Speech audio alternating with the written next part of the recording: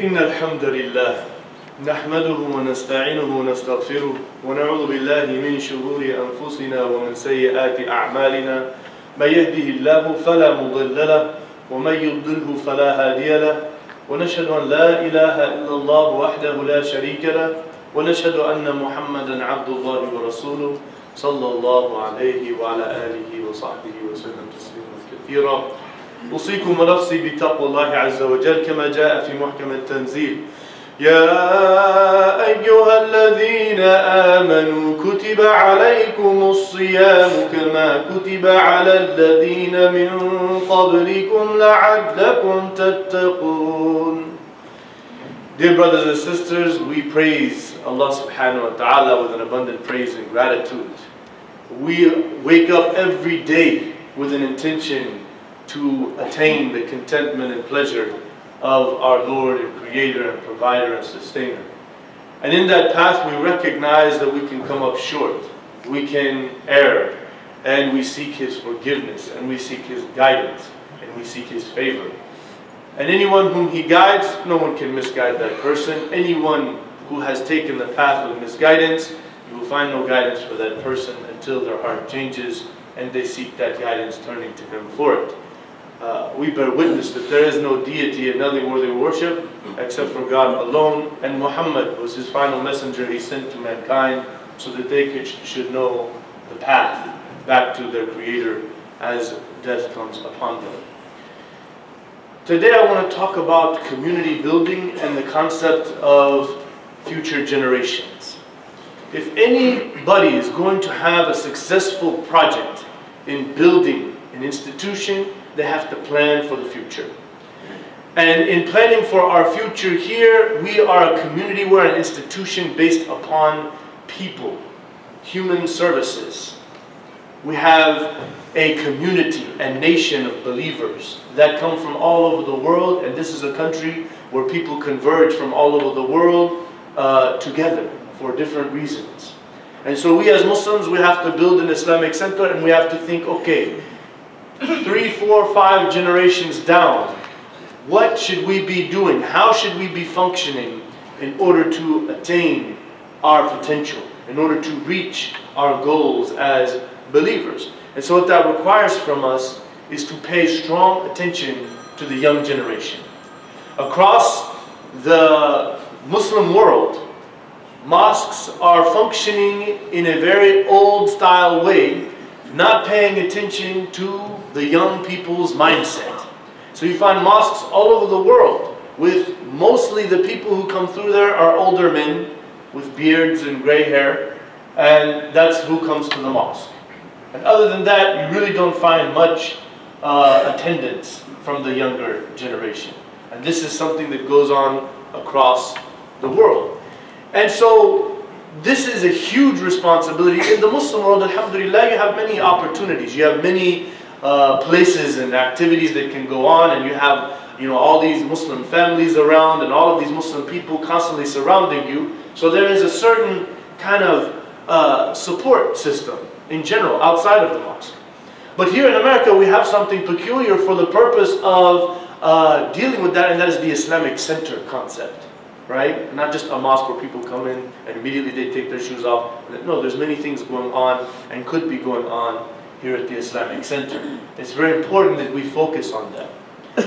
In the Quran, the greatest patriarch of prophets, the reality from which the covenant that gave birth to the Israelite people with all their prophets and all their revelation, and the finality of Muhammad sallallahu alaihi wasallam, his name is Abraham. And we say Abraham because we live in America and everybody has, the English language has a name for him. It's Abraham, right? If we say Ibrahim, nobody here is going to understand that, right? But if we say Abraham, now it's our job as Muslims to clarify to people who Abraham was, right? And so Abraham is talked about while he was young. And the emphasis is made about how he was when he was a young boy, and how strong his faith was. And that is highlighted in the Quran and many times about how even when his own father and surely his friends and the elders of the community were adamant about worshiping all of these idols and these statues, that he stood up. And that's made an example for the foundation of true leadership, is that it's cultivated in the young years.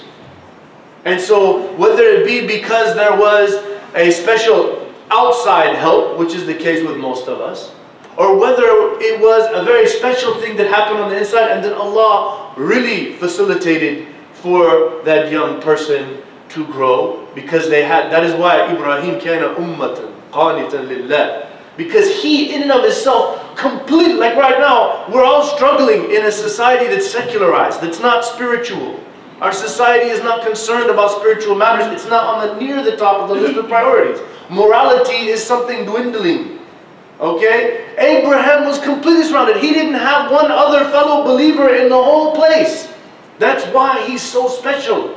Because he was so strong in his faith and his connection based upon natural inclination that he was born with. فَأَلْهَمَهَا فُجُورَهَا وَتَقْوَاهَا. He knew that. And he wasn't going to allow anybody to send him astray.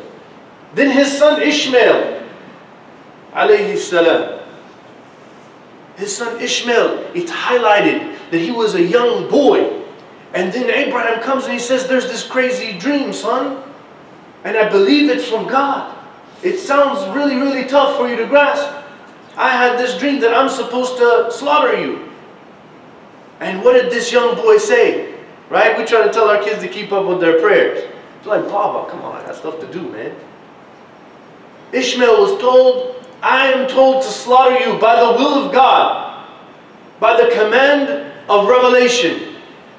And what he did? He said, do what you are commanded. You will find me of those who are patient with the will of God. We have to cultivate our youth to where they can see the value of religion, right? And they can understand, what is this all about? What is my purpose in life? Okay? And the Quran keeps emphasizing how Moses' mother was willing to send him by the command of God, because there is a plan that in her mind is not the right plan. Send your child down the river, not the best idea for any mother. That's not the way she wants to raise her kid. That's not the idea of what she thinks is the best way to do it. But because the command of God has said, here's how you should raise your kid. And we have parents right now, we have kids struggling. Sister came to me once, she said, my dad said you can't wear hijab. What will people think about you then? Unacceptable. She's trying to follow revelation.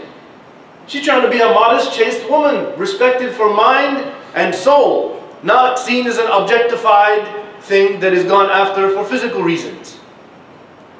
So this is where we have to look into how we're developing our youth. The famous story of David and Goliath is mentioned clearly in Surah Al-Baqarah. He was a young youth, and he stood up against the big evil enemy of his day, and with whatever means he had, he was able to stop him. And the army is coming with all of their force, and it was done as a boy. And the Quran is emphasizing that leadership and that owning of our youth. وَآتَيْنَاهُ الْحُكْمَ صَبِيًّا. The Prophet John the Baptist, he was a young man, a young boy, telling people about scripture and revelation. And the Quran highlights that you can be a person of spiritual greatness. Sometimes I've been talking to my own son in front of some of the people in the community, and I'm not saying you're going to go to hell, and I'm not saying you're an evil person or no good, this and that and other, but I'll say you need to keep up with your prayers, or you need to try to be more respectful. He's just a kid. This is what people say. Oh, he's just a kid. And we let our kids run around here like wild animals.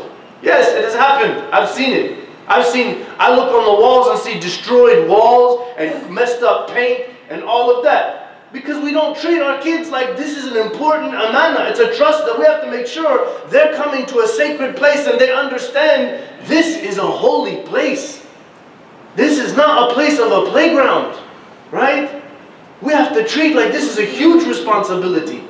This is a very special place and opportunity. You don't find that anywhere else, where people just run wild and yell and scream. And I bought some markers for my class, okay? I bought them last week for my Ramadan Arabic intensive class. 4 of the 5 markers, I don't know where they went. Or 3. 3 of them, I don't know where they went. One of them, some kid has smashed the end of the marker. And when I say kid, we do not allow 2 and 4-year-olds in that room. As a matter of fact, in that room, there's 7 to 9-year-olds in that room. I'm pretty sure we should be teaching our kids to respect the property of anyone, right? Especially the mosque, right? So there's an idea about let them run their kids. The Quran said these were the great leaders as kids, defeating great armies, establishing themselves as prophets. This is how we should be.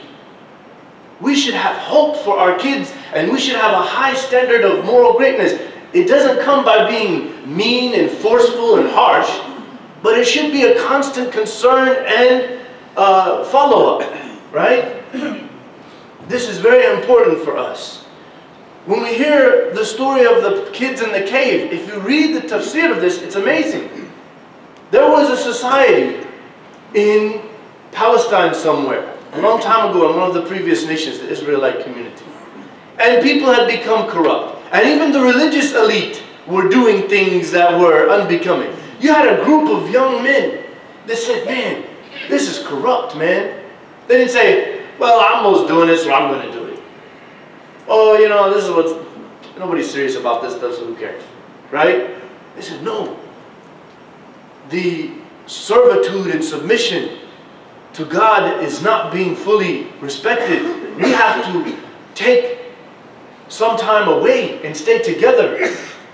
So they went away and went into a cave. And Allah subhanahu wa ta'ala preserved them from that until the people were able to come about themselves and have a religious revival amongst themselves. The Quran emphasizes this point, that they were youth that stood together on their spirituality. This is the place that that's supposed to happen. The Prophet sallallahu alaihi wasallam, Ali ibn Abi Talib was 9 years old when he embraced Islam. How many of our 9-year-olds even know what Islam is? If you say, what is Islam? Well, that's the religion we follow. That's not what it is. That's like some sort of statistical description.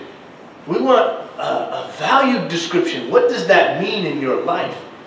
If you say, what does it mean that you say, La ilaha illallah Muhammadur Rasulullah? Even if they know what that means, right? And they say, what does that mean to you? Ali knew, radiyallahu anhu, and he's not an angel, and he's not a prophet. He's a 9-year-old boy. That's the point. That's why it's emphasized and preserved for us. That can happen with anyone. Mus'ab ibn Umair, man, he was a baller. He had everything in his teens. They smelt him with his beautiful scent of atar coming from around the block. Okay, here comes Mus'ab with his flowing silk robe. Has a new one every day to wear. A nice, fresh, new silk robe with his beautiful smelling atar. And then he embraced Islam. His family said, you're disowned. How dare you deny our gods? Mus'ab wasn't like, well, actually, I need to, please don't cut me off from the wealth here. We can make a deal about the gods. No. He was like, I'm for real. And he had to go to Ethiopia. He went to Ethiopia to stay because he was endangered by all of the uncles in his society for sticking to his religion. There are many examples. Abdullah ibn Abbas, we were talking about it in Fajr. Omar kept him in the Majlis al-Ifta', the sitting of giving legal rulings. And they said, because the culture is not just kids. That's a wrong culture. That's an incorrect, un-Islamic culture. It's incorrect. Why? Because of the Quran and the Sunnah. Quran and the Sunnah says everybody has spiritual potential and we must hope and strive to make sure that they realize it. Not in a mean, rude, harsh way, not in physically beating that into them. No, that's not how it works. That's probably why some of them aren't too interested. Some kid trying to memorize some Quran and the guy hits him because he messed up. And the book says Bismillahir Rahmanir Rahim at the beginning he's reading. Unacceptable. Completely not the Quran or the Sunnah way of doing things. We have no example from the Prophet ﷺ or his companions doing anything like that. Religion can't be beaten somebody. It has to be cultivated with environment, with constant reminding.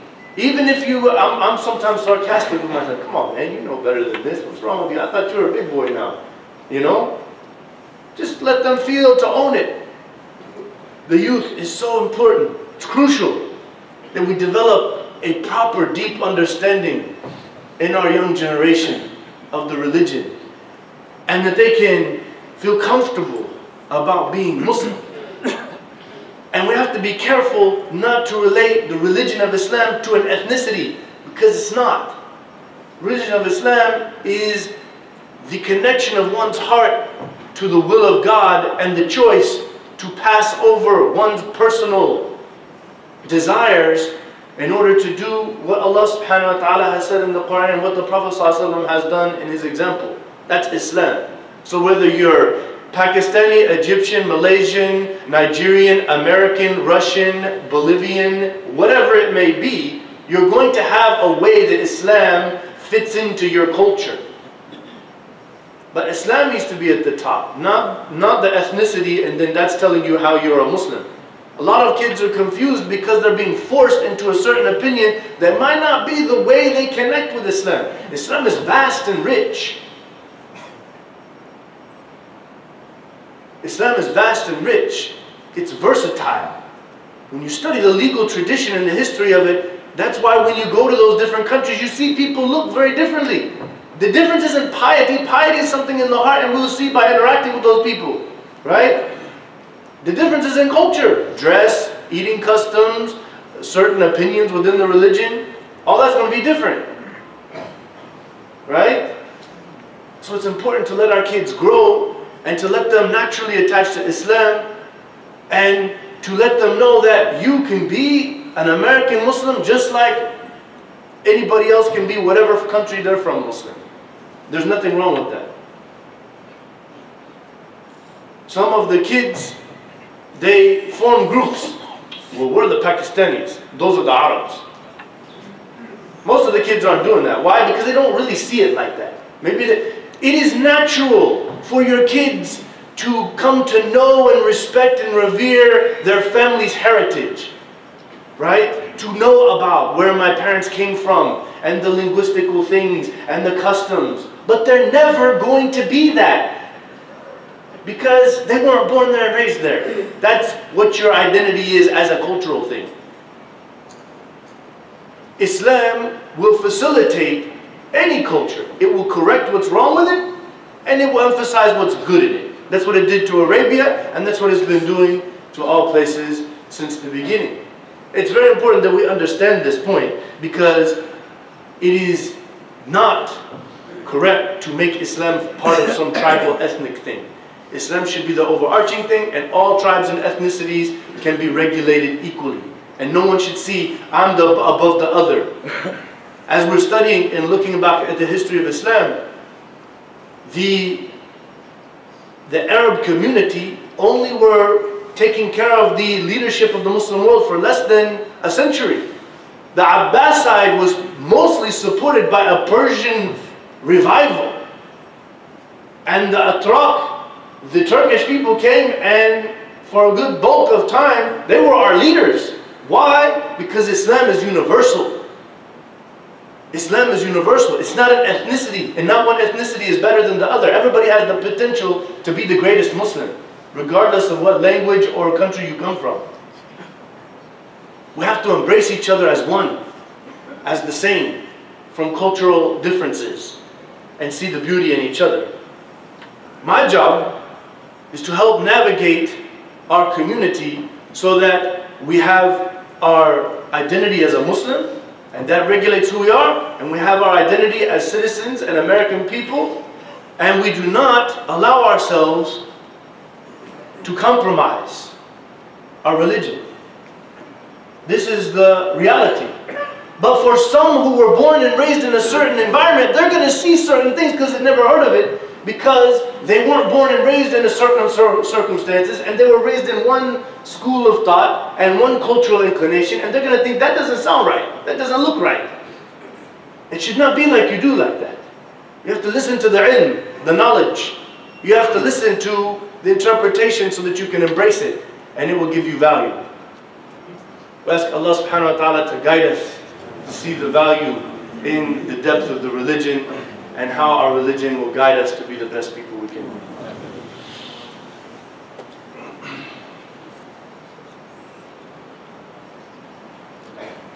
Bismillah, alhamdulillah, wa salatu wa salamu ala rasulillah wa ala alihi wa sahbihi ajma'in. This is the place where it's going to happen. The mosque should be a place that everybody connects.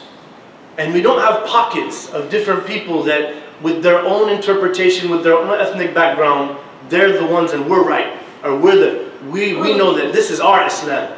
And then they want to influence everybody based upon their thinking process. We should all come under Islam and respect the knowledge and join ourselves and bring our kids in to see each other as the same. La ilaha illallah Muhammadur Rasulullah. That's who we are. That's our identity. Right? إِنَّمَا الْمُؤْمِنُونَ إِخْوَةً. The Prophet ﷺ said, يَدُ اللَّهِ مَعَ الْجَمَاعَةِ. The hand of God is with the jama'ah. Not with the little group that sees itself as the exclusive holder of the truth and correctness. No. Everybody comes together and appreciates each other and respects diversity.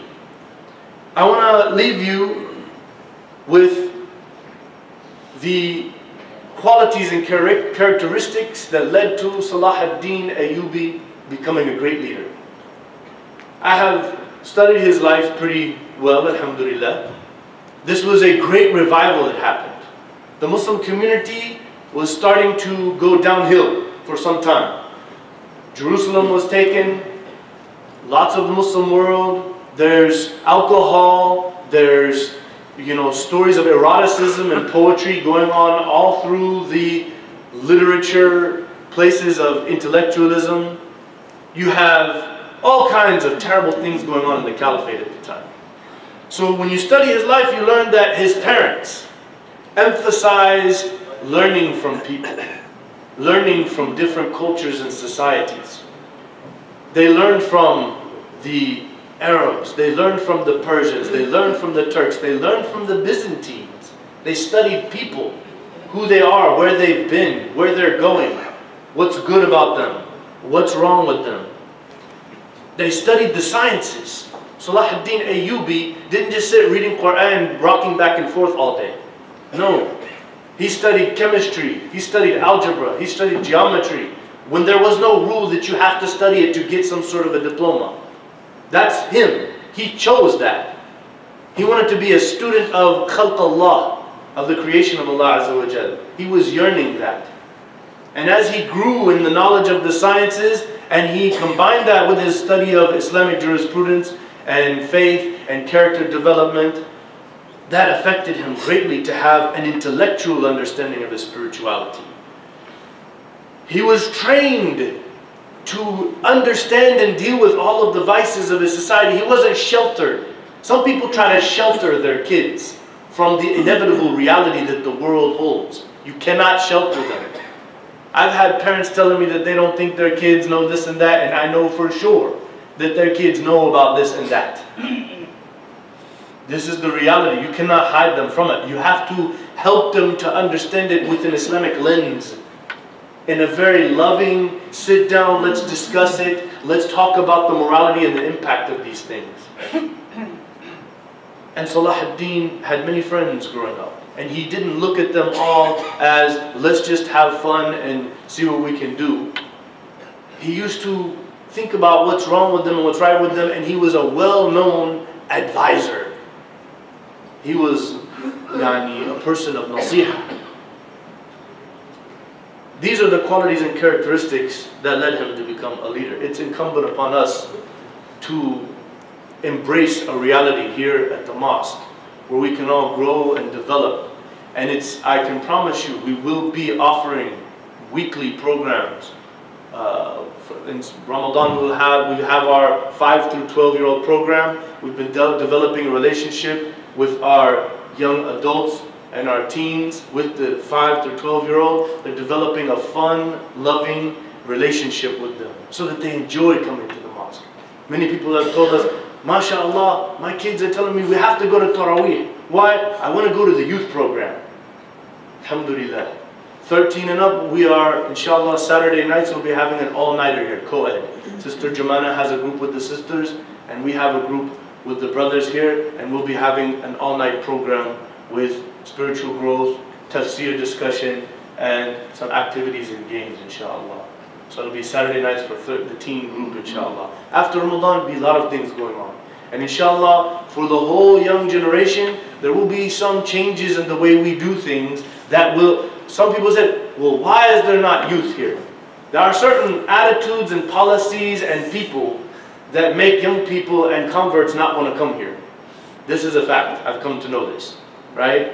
We're going to have to grow and learn how do we change these realities. We ask Allah subhanahu wa ta'ala to illuminate our hearts with His light. Ya Allah, make us a people of sincerity, of a genuine love for You and Your Prophet and all those who declare Your oneness and declare the prophethood of Your Prophet. Ya Allah, please make us a people who seek to reform ourselves, who become a people of wisdom, of understanding, of easygoing tolerance and respect for our fellow mankind total. We ask Allah subhanahu wa ta'ala to make us a people of yearning for knowledge and understanding of Quran and Sunnah in our lives. Ya Allah, we ask You to make us a people who are unified, who come together, who see the beauty of faith in You as a collective. Ya Allah, please guide us to be a people who build places like Noah's Ark, that we can all come together and we can celebrate faith and build on our identity and grow together. Ya Allah, please forgive us for our sins, our laziness, our weakness, our arrogance, our ignorance, our foolishness. Ya Allah, please make this month the time that we reform ourselves and that You reform us. Ya Allah, please send Your peace and blessings and mercy upon Your final messenger Muhammad sallallahu alaihi wasallam.